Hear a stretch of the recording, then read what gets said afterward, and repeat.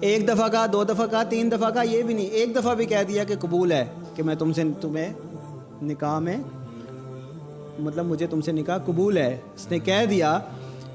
دوست یار چائے پہ کہیں بیٹھے ہوئے تھے یا یونیورسٹی میں بیٹھے ہوئے تھے یا کہیں پہ بھی تھے. آج کل تو یہ مکسنگ عام ہو گئی ہے، پہلے تو اتنا زیادہ یہ کلچر نہیں تھا.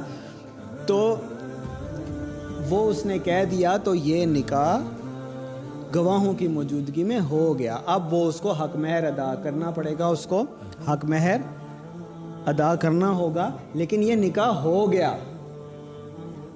اسی طرح وہ جس کو فیک نکاح کہہ رہا ہے، فیک نکاح کچھ نہیں ہوتا. اگر لڑکے نے لڑکی سے نکاح کیا ہے، گواہ موجود تھے، حق مہر ادا کر دیا تھا، تو وہ نکاح ہو گیا.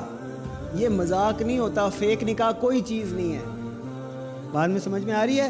نکاح دیکھیں، لڑکی لڑکے نے آپس میں مباشرت کرنی ہے، آپس میں فزیکل ہونا